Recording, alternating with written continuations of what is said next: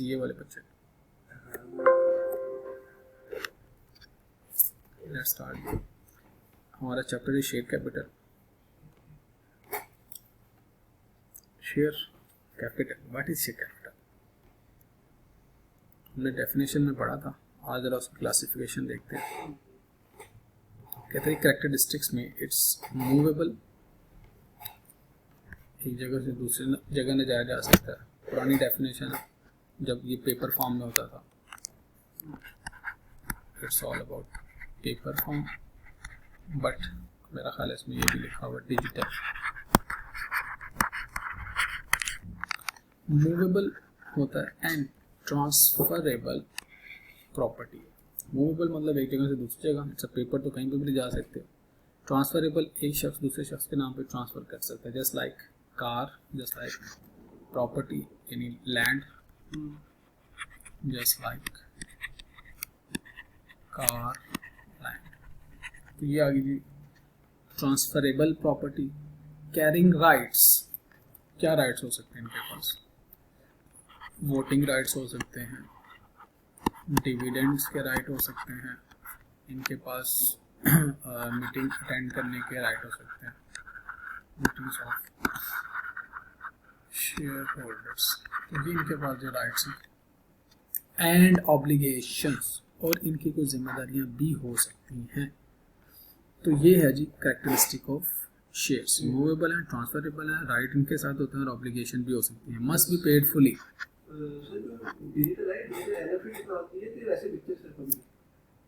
NFA मतलब NFT मतलब नहीं, just like mobile app. Just like mobile app, आपको एक नंबर मिल जाता है, एलोकेट हो जाता है, ये सीरीज वाले शेयर्स आपके हैं। तो जो नॉन कंट्रोलिंग शेयर्स हैं एनसीआई, आपने कंसोलिडेशन पढ़ी है कि नहीं?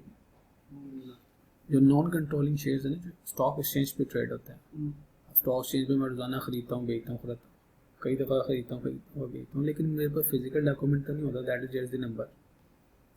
जिस तरह मेरे बैंक अकाउंट में पैसे बड़े हुए निकलवाता हूँ, रखता हूँ, ट्रांसफ़र करता हूँ, that is just the number. Number से तो खेल रहा हूँ, पीछे बैक एंड पे सिस्टम है जिसके अकाउंट में वो पैसे नज़र आ रहे हैं, उसके पास उतनी वर्थ की अमाउंट पड़ी हुई है कैश। इस तरह आपका अकाउंट क्रिएट हो जाता है सीडीसी के साथ, सेंट्रल डिपॉजिटरी कंपनी, उसके अंदर जितने शेयर्स पड़े हुए हैं वो आपकी प्रॉपर्टी है, दैट इज डिजिटल शेयर्स। तो वो ऑनलाइन डिजिटली ट्रांसफ़र हो जाते हैं, जस्ट लाइक करेंसी जो ऑनलाइन ट्रांसफ़र हो जाती है। लेकिन अभी भी जो शख्स चाहता है नहीं जी मुझे तो हार्ड फॉर्म में चाहिए, ही और she can apply to the company, क्योंकि मुझे इतनी मालिक के मेरे शेयर्स हैं, मुझे हार्ड फॉर्म में चाहिए। वो एक कागज़ के ऊपर, एक डॉक्यूमेंट के ऊपर लिख के अपनी ऑफिशियल स्टैंप लगा देते हैं, जिसको सील कहते हैं। ये लें जी ये डॉक्यूमेंट, होम डिलीवरी या pick and drop, whatever जो भी उसकी कॉस्ट आएगी, नॉमिनल फीस। अच्छा जी, मस्ट बी पेड फुली। अब ये दूसरी बात आ गई, फुली पेड। अब पार्शली पेड का कॉन्सेप्ट नहीं है पाकिस्तान में, तो फुली पेड होने चाहिए शेयर्स। जिसने खरीदे हैं वो उसकी फेस वैल्यू फुली पे करेगा। डिस्टिंक्टिव नंबर पार्शली किसी ज़माने में होता था तकरीबन 500 का 5000 का भी हो सकता है। अगर नॉर्मल निकलना है कंपनी में तो 5 हो गया, 10 20 हो गया, तो जितने पैसे उसके साथ में शेयर हो जाएगा, आपने बुक करा लिए, ज़्यादा पैसे दिए। Once upon a time in the past, जब आप शेयर इशू करते थे शेयर होल्डर को अट्रैक्ट करने के लिए कि आप इस तरह करो, 5000 शेयर लो, लेकिन 2500 के पैसे दे दो, बाकी बाद में दे देना की जरूरत हो। तो इस तरह शेयर होल्डर को डिविडेंड ज़्यादा मिल जाता था, लेकिन इन्वेस्टमेंट कम करनी पड़ती थी। तो कंपनी को at the time of need fund collect करना है, कुछ ना कुछ अट्रैक्शन तो देनी है ना उसको। तो at that time in the past partially paid share issue किए जाते थे। Right now there is no option, अब फुली पेड शेयर इशू होगा। हाँ जी, ज़रूरत भी नहीं है, लॉ भी नहीं है। ज़रूरत हो ना हो, लॉ को मद्देनज़र रखते हुए ही आपने शेयर्स को इशू करना ना। तो अब फुली पेड शेयर्स इशू होंगे। ये सेकंड कैरेक्टरिस्टिक आ गई शेयर्स की। Number 3 is distinctive number, like बताइए करेंसी नोट। हर करेंसी नोट के ऊपर एक मुख्तलिफ नंबर होता है, और चेक या CNIC भी कह सकते हो। हर CNIC दूसरे से मुख्तलिफ है। इसी तरह हर शेयर के ऊपर एक डिस्टिंक्टिव नंबर लग जाता है। जैसे आपका CRN सब बच्चों का दूसरे से मुख्तलिफ है। CRN सेंट्रल रजिस्ट्रेशन नंबर ये होता है ना सी। इसी तरह शेयर्स के ऊपर भी एक डिस्टिंक्टिव नंबर लगा होता है कि आपके पास इस सीरीज का ये नंबर है, ये आपकी मलकियत है, या आपके 1001 से लेके 5050 तक के शेयर्स हैं, वो सारे नंबर्स आपको मिल जाएंगे। तो डिस्टिंक्टिव नंबर होना चाहिए हर शेयर का। The manner of issue specified in articles, आपने जो इशू करने हैं तो आपने अपने आर्टिकल ऑफ एसोसिएशन में लिखना है कि आपका शेयर इशू करने का मेथड क्या है, मैनर क्या है, किस तरह से इशू करते हैं आप। पब्लिक ऑफरिंग है, प्राइवेट है, प्रोस्पेक्टस के जरिए है, दोस्तों को इशू करना है, डॉक्यूमेंटेड फॉर्म में करना है, डिजिटल इशू करना है, ये आपने आर्टिकल ऑफ एसोसिएशन में लिखा होगा। तो आर्टिकल ऑफ एसोसिएशन के मुताबिक ही कंपनी रेगुलेट होती है। रेगुलेट कंपनी अकॉर्डिंग टू, हमने पढ़ा था डेफिनेशन में, अकॉर्डिंग टू किसके, article of association, memorandum of association and act, companies act 2019 है क्या 17 इसके तहत कंपनी रेगुलेट होती है।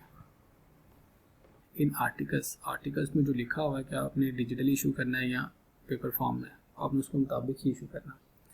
एविडेंस ऑफ टाइटल, टाइटल मतलब what is mean by title, it's ownership.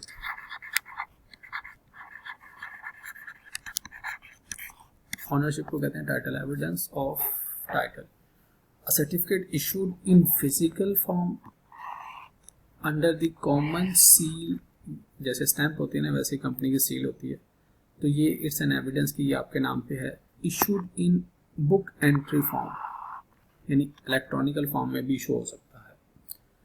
तो ये है एविडेंस ऑफ टाइटल, जिसके नाम पे इशू हुआ है उसकी मलकियत है, दैट इज द टाइटल। तो ये इसकी शेयर्स की कैरेक्टरिस्टिक्स हैं जी, मूवेबल हैं, ट्रांसफरेबल हैं, कैरिंग राइट एंड ऑब्लिगेशन। तो आपसे पूछा जा सकता है must be paid fully when it is allocated, MCQ में भी आ सकता है, डिस्टिंक्टिव नंबर होना चाहिए। आर्टिकल्स में जो मैनर लिखा हुआ है उस मैनर के मुताबिक इशू करना। और ऑनरशिप में कैसे पता चलेगा, अगर फिजिकल है तो फिजिकल फॉर्म में, वो हार्ड फॉर्म में, प्रिंटेड फॉर्म में होता है। बुक एंट्री फॉर्म है तो इलेक्ट्रॉनिकली होगा।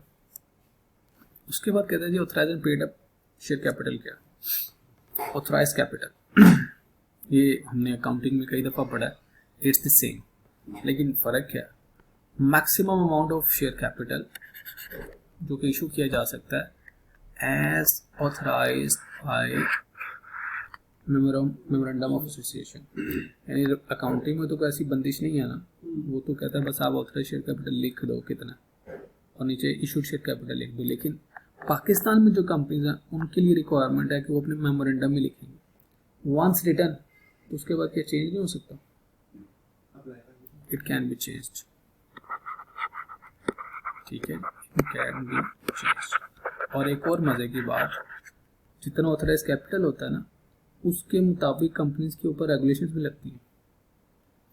तो जो रेगुलेशन है, रेगुलेशंस लिंक विद इट, इसके साथ लिंक करके रेगुलेशंस लगती हैं। कंपनी के पेड अप इशूड कैपिटल कितने हैं उसके मुताबिक फीस पे करनी पड़ती है। यानी authorise capital the maximum amount of share capital which company can issued और अलॉटेड शेयर कैपिटल। कहते हैं जी आउट ऑफ ऑथराइज्ड कैपिटल, जो आपने शेयर्स इशू कर दिए हैं और अलॉट हो गए हैं, आपने इशू किए, ये अवेलेबल फॉर सेल हैं, लोगों ने खरीद लिए तो अलॉटेड हो गए हैं, जिस जिसके नाम पे अलॉट हो गए, जैसे गाड़ी खरीद ली, जिसके नाम पे रजिस्ट्रेशन हो गई उसके नाम पे वो गाड़ी अलॉट हो गई। बैलेटिंग हुई, प्लॉट निकले, जिसका नाम निकला उसके नाम पे अब अलॉटमेंट होती है। इसी तरह शेयर जब जिस शख्स ने खरीदे हैं उसके नाम पे अलॉटमेंट हो गई है, तो अलॉटमेंट को हम कहते हैं ये हैं इशूड शेयर कैपिटल। फिर है जी paid up capital, part of the share capital paid, part of the share capital paid, जितना हिस्सा शेयर कैपिटल का पे कर दिया गया उसको हम कहते हैं पेड अप शेयर कैपिटल। लिख भी दिया मैंने, partial paid share capital forbidden now, पहले कभी हो सकता था, अब नहीं, अब जितना इशूड है वही पेड अप होता। पहले कभी क्या होता था, इशूड ज़्यादा होता था, पेड अप कम होता था, अब जितना इशूड है उतना ही पेड अप है। तो ये है जी शेयर कैपिटल के बारे में चंद एक बातें। Now let's talk about issuance of share capital to public. अगर आपने पब्लिक को इशू करना है तो क्या करना पड़ेगा? नंबर 1, पब्लिक को इशू करना है तो आपको पहले नंबर पे प्रोस्पेक्टस देना पड़ेगा। अब उस प्रोस्पेक्टस की भी डिटेल्स माइट भी आज नहीं तो नेक्स्ट लेक्चर में पढ़ेंगे। प्रोस्पेक्टस में कंपनी के बारे में, उसकी प्रोफाइल के बारे में, उसके प्रोजेक्ट्स के बारे में इंफॉर्मेशन लिखी होती है, उसकी पास्ट हिस्ट्री लिखी होती है, उसकी परफॉर्मेंस लिखी होती है और उसके ऊपर ऑडिटर ने अपनी रिपोर्ट दी होती है SEC के गाइडेंस में कि ये चीज़ें लाजमी प्रोस्पेक्टस में शामिल करनी है और इस अंदाज में करनी है। तो दिस इज़ अ प्रोस्पेक्टस, ये सबसे पहले इशू किया जाता है। लोग उस प्रोस्पेक्टस को देख के, जनरल पब्लिक की बात की जा रही है, उस प्रोस्पेक्टस को देख के दे डिसाइड क्या हमें इस कंपनी में इन्वेस्टमेंट करने की ज़रूरत है या नहीं। तो पीपल और प्रमोटर पे सब्सक्रिप्शन, जिसने शेयर्स खरीदने हैं वो प्रोस्पेक्टस पढ़ के कंपनी को पैसे पे करता है, सब्सक्रिप्शन पे करता है। जो सब्सक्रिप्शन पे करेगा ज़रूरी नहीं है कि उसको शेयर मिल जाए। लेट्स सपोज कंपनी ने शेयर इशू करने हैं, 5 मिलियन शेयर इशू करने हैं, ये इशू किए हैं कंपनी के शेयर अवेलेबल फॉर सेल और लोगों ने 10 मिलियन सब्सक्रिप्शंस दे दी। मैं भी खरीदना चाहता हूँ, मैं भी खरीदना चाहता हूँ, मैं भी खरीदना चाहता हूँ। 10 मिलियन लोगों ने कंपनी के अकाउंट में पैसे ट्रांसफर कर दिए, लेकिन कंपनी कितने शेयर इशू करेगी? ये वाले शेयर्स एलोकेट हो जाएंगे, अलॉट हो जाएंगे। हो सकता है इट माइट बी पॉसिबल कि 4.5 मिलियन भी लोग सब्सक्राइब करें, पूरे शेयर्स के लिए लोग पैसे ना दें, तो हो सकता है कि फिर ये जो 4.5 मिलियन है ये एलोकेट हो जाए। नहीं, इसकी बैलेटिंग होती है, इसका भी आगे एक प्रोसेस आएगा। जब आपकी सब्सक्रिप्शन ओवर हो जाती है, ज़्यादा हो जाती है, तो फिर कंपनी का एक डिजिटल या मैनुअल बैलेटिंग सिस्टम होता है। उस बैलेटिंग सिस्टम में फेयरली वहाँ से पिक एंड चूज किया जाता है, तो वहाँ से फिर पिक करता रहता है जिस चीज़ का नाम निकला है। जस्ट लाइक प्लॉट्स जैसे बैलेटिंग होती है, फाइल्स खरीदी होती है, तो जब एक्चुअली लैंड आती है या वो कंस्ट्रक्शन के करीब होती है तो अलॉटमेंट के टाइम पे उन फाइल्स के फिर नंबर पिक किए जाते हैं। आपके हिस्से में जो वाला प्लॉट आना, जैसे कमेटी है, कमेटी ये है कि पिक करें जिसका नाम निकला इसको मिल जाएगी। तो it's just it's the balloting, ये बाय लॉ है, बैलेटिंग करनी पड़ेगी। ऐसा नहीं है कि अपनी मर्जी से आप शेयर अलॉट कर दें। और यहाँ में बड़े बड़े स्कैम आए हैं। अच्छी कंपनीज, बड़ी बड़ी कंपनीज, उन्होंने शेयर्स इशू किए, लाइक मैंने भी लिखा 5 मिलियन, और 50 मिलियन लोगों ने, 50 मिलियन की इनके पास इन्वेस्टमेंट आ गई, बिलियन की इन्वेस्टमेंट आ गई, सब्सक्रिप्शन ज़्यादा आ गई, अलॉटमेंट कम करनी थी, कंपनी को पैसा आया, कंपनी ने पैसा यूज़ कर लिया, अभी तक उन लोगों के पैसे नहीं वापस दिए, ना शेयर दिए ना पैसे वापस दिए। देयर इन कॉन्फ्लिक्ट स्टेज चल रहा है, केस चलता जा रहा है, कंपनी ने पैसा इस्तेमाल कर लिया, उसे प्रॉफिट भी कमा लिया, कई सालों के बाद जब फैसला हुआ तो फिर उतने ही पैसे लोगों को वापस दे दिए, लेकिन तब तक कंपनी बहुत सारे पैसे कमा चुकी थी। इस चीज़ से बचाने के लिए देयर आर सम रेगुलेशन भी आ गई। शेयर ज़्यादा नहीं चुका, 5 मिलियन 10 मिलियन इन्वेस्टमेंट आ गई है, वो पैसे लेके मोड़े 5 मिलियन। बड़ी अच्छी बात की आपने। मेरे पास 70% शेयर्स थे, 5 मिलियन शेयर इशू किए, तो मेरी परसेंटेज 75 रहेगी, कम हो जाएगी। मेरी कम होगी ना, मैं मालिक हूँ, CEO, मैंने 5 मिलियन के और शेयर इशू कर दिए, मैं तो आएंगे 20% तक, मैं पागल हूँ शेयर इशू करता रहूँगा, मैंने अपना स्टेक भी तो रखना है। जितना overall shares, number of shares बढ़ेंगे उसी तरह मेरा शेयर कम होता रहेगा ना, तो मेरी तो ये अपॉर्चुनिटी कॉस्ट बन जाएगी। क्यों मैं अपना 51% स्टेक कम करूँ? हाँ, यस, दैट्स द पॉइंट। तो इसमें जब कंपनी शेयर इशू करती है ना, तो जो एग्जिस्टिंग कंट्रोलिंग शेयर होल्डर्स होते हैं वो अपने स्टेक का ख्याल रखते हैं, देन कंपनी इशू शेयर। अभी कंपनी 50 साल से चलती आ रही है, सपोज अब उस कंपनी को पैसे की जरूरत पड़ी है, जिसके 91% शेयर हैं, 50 साल से वो कंपनी को चला के यहाँ पे लेके आया। अब जब वो शेयर इशू करेगा उसकी तो शेयर होल्डिंग कम होगी, तो वो शेयर होल्डिंग जो कम होगी वो किसी वजह से सेक्रीफाइस करेगा, ऐसे नहीं सेक्रीफाइस करेगा। हाँ जी, मोस्टली के लिए ना, एब्सोल्यूट कंट्रोल तो नहीं आता ना। अगर वो 51% है, दूसरे बंदे के पास मिला के 49% है, तो आप सारे फैसले नहीं कर सकते। आगे जाके हमने मीटिंग से पढ़ना है, कुछ फैसले होते हैं कंपनीज के जो मेजॉरिटी शेयर होल्डिंग से हो जाते हैं, कुछ फैसले होते हैं वो 2/3 मेजॉरिटी से होते हैं, यानी 75% या 67% आपके ऊपर वोटिंग राइट होगा ना, 2/3 देन यू कैन डिसाइड। तो इसलिए दोनों कंपनीज में मैंने, एक मेरी रेफरेंस फ्रीजन के नाम से कंपनी यानी डेयरी फार्म है, और एक मेरा एजुकेशन ये जो सर्विसेज है, दोनों में I am having more than 37%, ताकि किसी एक बंदे के बाद डिसीजन मेकिंग सारी ना हो। एक में आई एम 38 पॉइंट समथिंग 38.5 और एक में आई एम 50%, ताकि आपके पास जो ऑर्डिनरी रेजोल्यूशन है वो पास हो सके, जो स्पेशल रेजोल्यूशन है वो ना पास हो। तो शेयर होल्डर्स जो है वो अपने पास स्टेक रखना चाहते हैं for the safety and security when once you put effort. Company तो इन परपेचुइटी तो हमेशा रहनी है, हमेशा रहनी है। तो जो इसको चलाने वाले लोग होते हैं जो इसमें एफर्ट करते हैं, पर अपना स्टेक सिक्योर रखने की कोशिश करते हैं।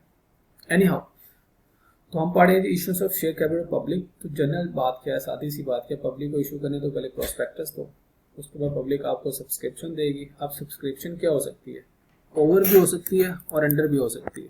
इट कैन बी ओवर और अंडर। अंडर हो तो जिन लोगों ने अप्लाई किया सबको मिल जाएंगे, ओवर सब्सक्रिप्शन हो तो फिर बैलेटिंग का प्रोसेस है। तो जिन लोगों के नाम पे शेयर्स एलोकेट हो जाएंगे उसको हम कहेंगे अलॉटमेंट ऑफ शेयर्स या पेड अप कैपिटल। अब आते हैं, ये पेपर में कई दफा सवाल आया, rights and liabilities of share holders. Share holders के पास क्या राइट्स हैं?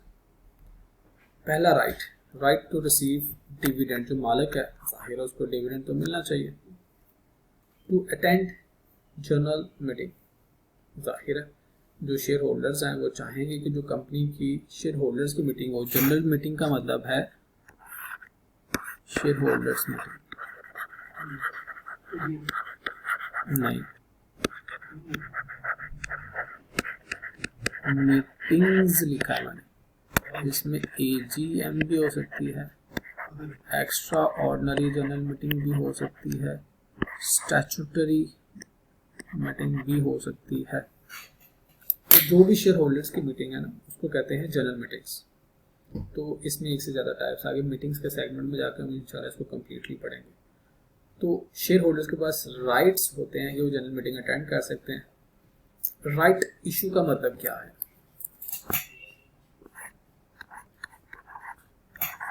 To purchase new shares, right to right issue. जब भी कंपनी अपने शेयर इशू करेगी, जो एग्जिस्टिंग शेयर होल्डर्स हैं they should have right, normally they have right कि वो पहले उसको खरीद लें ताकि उनका स्टेक खराब ना हो। यानी अगर उनके पास 50% है तो नए इशू है वो 50% खरीद लें, उनका तो स्टेक उतना ही रहेगा ना, उनकी परसेंटेज नहीं खराब हो। तो इस वजह से जो एग्जिस्टिंग शेयर होल्डर्स हैं उनको फर्स्ट राइट दिया जाता है, यू कैन बाय। अगर आप नहीं खरीदते देन पब्लिक को इशू कर दिया जाएगा। तो शेयर होल्डर का राइट है कि उसको दो हक दो के पहले वो खरीद सके, देन आप जनरल पब्लिक को इशू करो। वाई? जैसे मैं प्रॉपर्टी ट्रांसफर कराता हूँ ना, तो हम सबसे पहले चेक करते हैं हक शुबा या हक हिबा, पता नहीं क्या उसका नाम है, उसमें लोग सूट फाइल कर देते हैं। For example this a piece of land, proper agriculture land में तो ये बहुत ही इंपॉर्टेंट है। एग्रीकल्चर लैंड में जब आपकी एक जगह है और वो आपको किसी फैमिली मेम्बर की जगह के साथ लगती है, फैमिली प्रॉपर्टी के साथ, इधर चाचे की जगह, इधर मामे की जगह, दरमियान में आपकी जगह, और आप बेच रहे हो, तो इट्स फर्स्ट राइट कि आप लेफ्ट राइट वालों से पूछो कि यू वांट टू बाय। आपकी फैमिली के अंदर अगर कोई कॉमन पीपल हैं जो एग्रीकल्चर कर रहे हैं और आपकी ज़मीन के साथ ही गई है, तो पहला राइट आप उनसे पूछना होता है सबसे पहले, do you want to buy. If they want to buy तो आपने पहले उनको बेचना है ताकि न्यू नेबर के आने से वो तंग ना हो, ताकि उनकी जो ज़मीन है उसके साथ मिले। They would have economy of scale, इकट्ठे की जगह पे पहले अपनी ज़मीन पे काम करें तब साथ वाली जगह पे। तो जो नेबर्स उनको वो फर्स्ट राइट होता है। जैसे मेरे साथ वाले घर वाले, उन्होंने आपसे कुछ 2 साल पहले मेरे से पूछा जी we want to sell it out, are you interested. मैंने कहा बताएं कितने का बेचना चाहते हैं, कहते हैं इतने का, महंगा, ये तो मार्केट वैल्यू नहीं है। तो 2 साल हो गए उन्होंने नहीं बेचा, but ethically, professionally, they ask us, do you want to buy? As a neighbor, first right is yours। कि आप अपने घर के साथ उसको मेहमान से दीवार निकाल लें, बाहर से तो एक जैसा ही है। तो इसी तरह जब हमने ये प्रॉपर्टी ली after 6 to 7 months we asked them कि हम ऊपर इन्वेस्टमेंट करना चाहते हैं, कंस्ट्रक्शन करना चाहते हैं, तो दे सेड कि in future we can sell it out.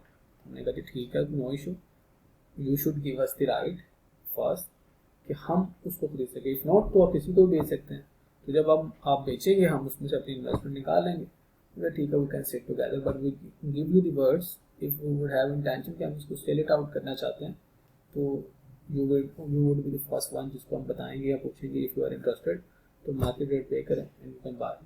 तो दैट्स द ग्रेट थिंग। इसी तरह शेयर होल्डर्स भी क्या होते हैं, एग्जिस्टिंग उनका स्टेक होता है कंपनी के अंदर कि मेरी इतने % शेयर होल्डिंग है। तो जब इशू किया जाए तो पहला राइट उसको मिलना चाहिए कि आप खरीदो, अगर आप नहीं तो फिर जनरल पब्लिक। तो लॉ में जितनी भी बातें लिखी हुई हैं, those regulations are very logical, illogical बात नहीं लिखी होती, और उस बात के पीछे कोई ना कोई दुनिया की बेस्ट प्रैक्टिसेस मौजूद होती हैं, या दुनिया की बेस्ट प्रैक्टिसेस मौजूद होती हैं, या जो पब्लिक है इन लार्ज उसके जनरल राइट्स को प्रोटेक्ट किया जाता है, या स्टेट ऑफ लॉ जो in favour of your country है, उनको तीन चीज़ों को मद्देनजर रखते हुए रेगुलेशंस बनती हैं। यस यस यस यस, बिल्कुल बिल्कुल बिल्कुल बिल्कुल बिल्कुल।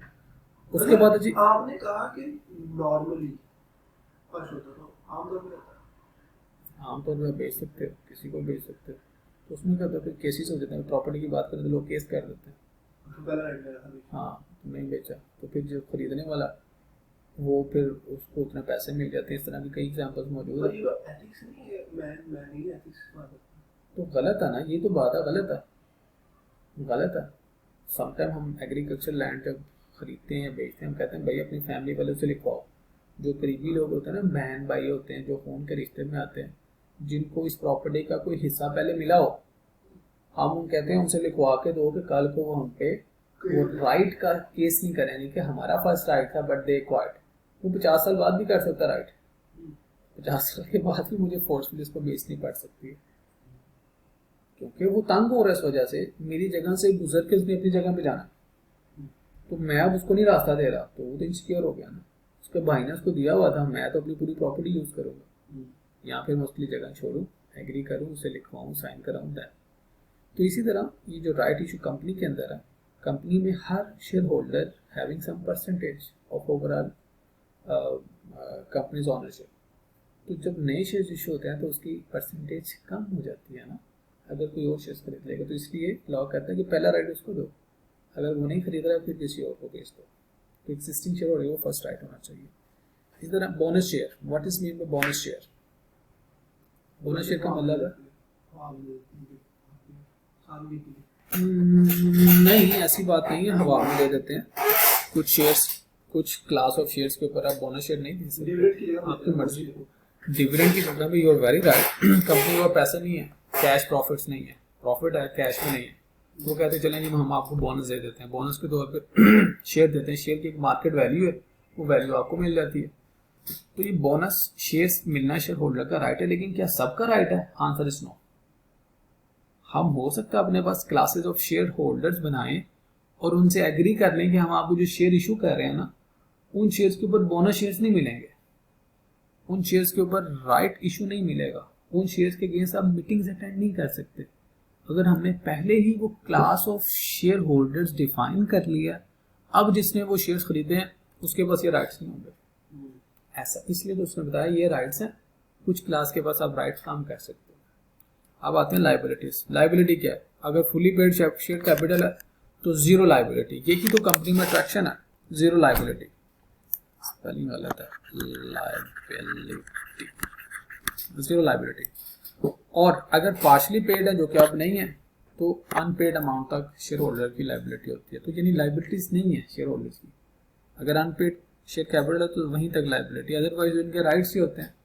तो आप डिफरेंट राइट्स के लिए डिफरेंट क्लासेस रख सकते हो शेयर होल्डर में, शेयर्स में। Publication of authorised and paid up capital कहाँ कहाँ पे लिखने की जरूरत है? आपने दोनों लिखने होते हैं, ऑथराइज्ड शेयर कैपिटल और paid up share capital, equal prominent position and in equal conspicuous characters. इसका मतलब क्या है?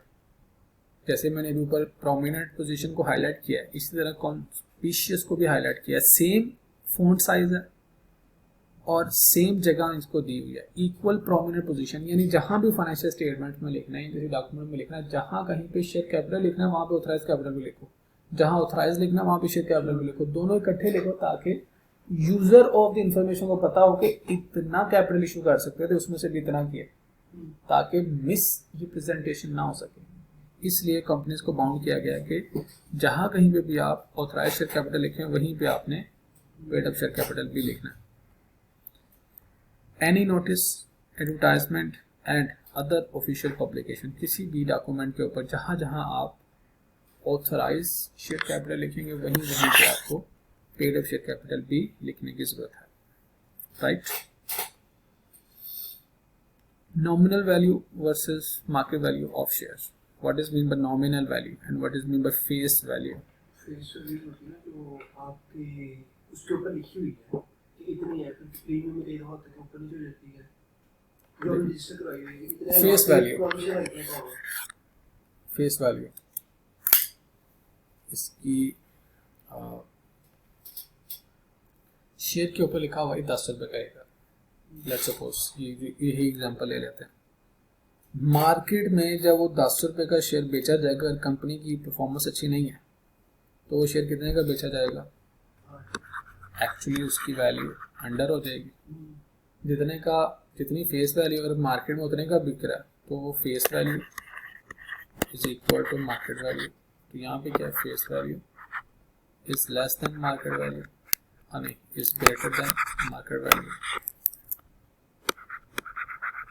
और इट इज मोस्टली ऐसा होता है जो फेस वैल्यू होती है ना वो कम होती है और मार्केट वैल्यू ज्यादा होती है। ऐसा क्यों है, कभी सोचा आपने?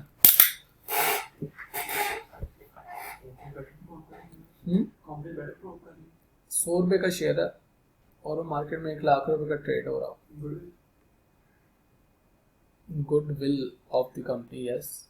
देखें एक और बात भी है, ये जो आपने नाम सुना हो इसका, ये धीरू भाई जो था, धीरू भाई, मुकेश अंबानी, एक तो मुकेश अंबानी की स्टोरी है, एक आपने मूवी अगर देखी हो कभी लियोनार्डो डिकैप्रियो की, वॉल्फ ऑफ वॉल स्ट्रीट, उसी तरह की एक इंडियन मूवी भी आई थी, बिल्कुल उसी की कॉपी। आई डोंट नो क्या था उसका, तो मुझे उसका थोड़ा सा वो एक पार्ट याद है, शायद मैंने पूरी देखी भी नहीं होगी। उसमें होता क्या है, जो शेयर्स की वैल्यू जब ट्रेडिंग कर रहे होता है ना, जो ट्रेडर होता है, इन्वेस्टर होता है, वो शेयर्स में इन्वेस्टमेंट करता रहता है, डिमांड बढ़ते रहती है और कंपनी के शेयर की वैल्यू डिमांड सप्लाई को मैनिपुलेट करके आप डिमांड बढ़ा के वैल्यू बढ़ा देते हो। लेकिन इसके पीछे को फंडामेंटल भी होना चाहिए। पाकिस्तान में भी 99% जो कंपनीज हैं दे आर अंडर वैल्यू। उनके जो एसेट्स हैं उन्होंने रीवैल्यूएशन नहीं की हुई, हिस्टोरिकल कॉस्ट पर रखे हुए। हिस्टोरिकल कॉस्ट की अकाउंटिंग का मतलब क्या है, आपने 100 मिलियन के एसेट खरीदे, हर साल डेप्रिसिएशन करते रहे, 80 फिर डेप्रिसिएशन की 60 एंड इसी तरह यहाँ 0 पे यहाँ 0 के करीब तरीन।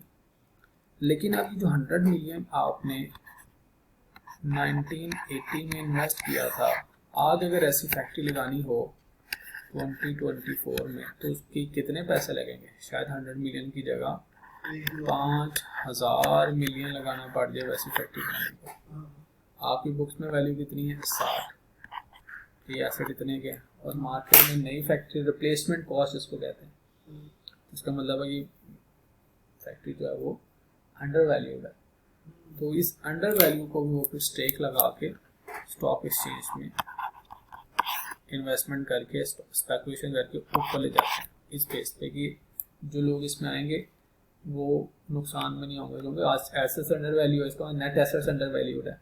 लेकिन कंपनी का शेयर अगर आपने 5000 का भी बेच दिया, 100 का शेयर है 5000 का भी बेच दिया, जिसने खरीदा है, जब कंपनी बंद होगी तो उसको नेट एसेट इतने ज़्यादा मिल जाने हैं तो उसके 5000 जस्टिफाई हो जाएंगे। तो वॉल्फ ऑफ वॉल स्ट्रीट वो भी एक कॉन्सेप्ट था कि जो ट्रेडिंग करते हैं पुरानी कंपनीज के अंदर पैसा डाल के उसको ऊपर ले जाने की कोशिश करते हैं, उसके बैक एंड पे जो फंडामेंटल होता है वो ये होता है रिप्लेसमेंट कॉस्ट। कंपनीज ने रीवैल्यूएशन मॉडल अडॉप्ट नहीं किया हुआ तो उसके एसेट्स अंडर वैल्यू हो, उस साइज की अगर फैक्ट्री को नया लगाना चाहे they need to put billions now, जिन्होंने शायद चंद लाखों में शेयर वो शुरू किया।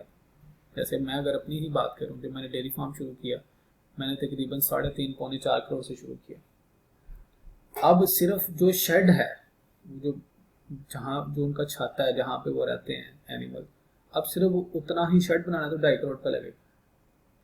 तो मैंने 3.5 करोड़ से शुरू किया। अब उसकी जो वैल्यू अगर हम कभी करें तो शायद वो 8 से 10 करोड़ के करीब उसकी वैल्यू होगी। तो आज अगर वैसा ही शेड, वैसा ही फार्म जो बनाना चाहेगा, आज लैंड भी महंगी है। मैंने सस्ती ली थी, अब आज लैंड भी एक्सपेंसिव। मैंने उस पर जो कंस्ट्रक्शन कराई तब सस्ती था, वो कंस्ट्रक्शन भी एक्सपेंसिव है। मैंने जब ईंट खरीदी थी 500 रुपये की, 1000 ईंट खरीदी थी, 6.5 रुपये की ईंट थी। और अब अगर आप ईंट खरीदेंगे तो शायद वो 22 रुपये की है, 20 रुपये की, 22 रुपये की। तो ये जो वैल्यू बढ़ गई है, तो आज उसकी अगर रिप्लेसमेंट करें तो बहुत ज़्यादा पैसे लगेंगे।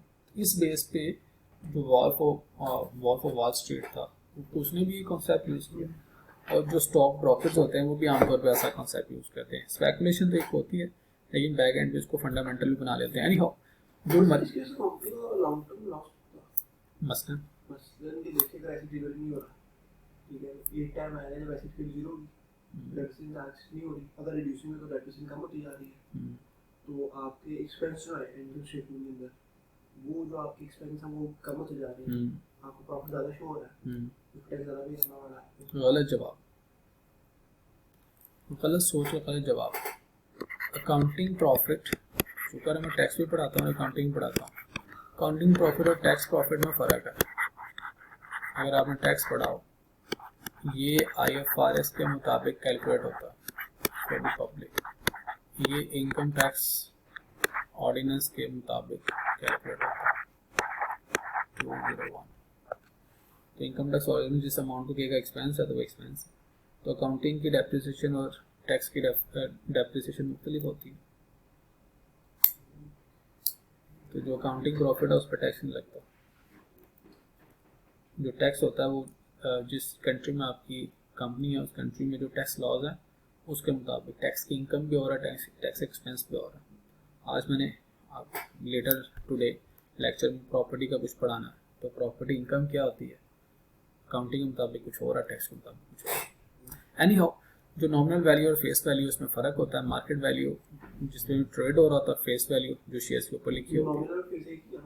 हाँ, kinds and classes of share capital. अब देखो ये है क्लासेस, डिफरेंट कंपनीज ने डिफरेंट क्लासेस रखी होती हैं। अब एक तो आ गई ऑर्डिनरी शेयर्स और प्रेफरेंस शेयर्स। अब ऑर्डिनरी शेयर्स में भी डिफरेंट क्लासेस बना सकते हो। यहाँ पे तो 2 क्लासेस बनी हुई हैं। क्लास ए को 1 वोट पर शेयर, क्लास बी को आपने 2 वोट पर शेयर। राइट्स चेंज कर दिए। जब इशू कर रहे हो तब आपने शेयर का राइट डिफाइन करना है, और जो राइट डिफाइन कर दिया वही राइट उस बंदे को मिलेगा जिसने खरीदी। इसको बोनस शेयर मिलेगा, इसको नहीं मिलेगा, मर्जी है। इसको नए शेयर्स इशू होंगे तो इसको मिलेंगे, इसको नहीं मिलेंगे, आपकी मर्जी है। प्रेफरेंस शेयर्स में आते हैं, इसको क्यूमुलेटिव डिविडेंड मिलेगा, इसको नहीं मिलेगा। क्यूमुलेटिव मतलब इस साल अगर डिविडेंड नहीं दिया तो इस साल का जो डिविडेंड है प्रेफरेंस वो अगले साल मिल जाएगा, इकट्ठा मिल जाएगा। इसको कहते हैं नहीं, जिस साल में प्रॉफिट होगा उस साल में डिविडेंड मिलेगा। रिडीमेबल, ये शेयर अपने वापस कंपनी को बेच सकता है, पैसे ले सकता है, ये नहीं बेच सकता, इसके रिडीमेबल है। नॉन कन्वर्टेबल, इसके कन्वर्ट नहीं होंगे। कन्वर्टेबल का मतलब है इनटू ऑर्डिनरी शेयर्स, ये कन्वर्ट नहीं हो सकते, ये कन्वर्ट हो सकते हैं ऑर्डिनरी शेयर्स। तो जो इशू करते हुए आप उनके साथ राइट अटैच कर देंगे, उस क्लास ऑफ शेयर होल्डर को वो वही राइट होंगे। इसके बाद difference between ordinary share capital and preference shares. Voting rights, मेरा ख्याल है यहाँ से आगे हम नेक्स्ट क्लास में पढ़ें, क्योंकि क्लास का टाइम खत्म हो गया। यहाँ से आगे इंशाल्लाह कल पढ़ते हैं। सिर्फ यहीं तक kinds and classes of share capital. करना क्या बेटा जी, मैंने तो स्लाइड्स बना के उसको आसान किया हुआ है, आपने इसको किताब में से पढ़ना है। ICAP की बुक में से इस कंटेंट को पढ़िए, और इसकी इंशाल्लाह नेक्स्ट क्लास में पास पेपर्स भी करते हैं।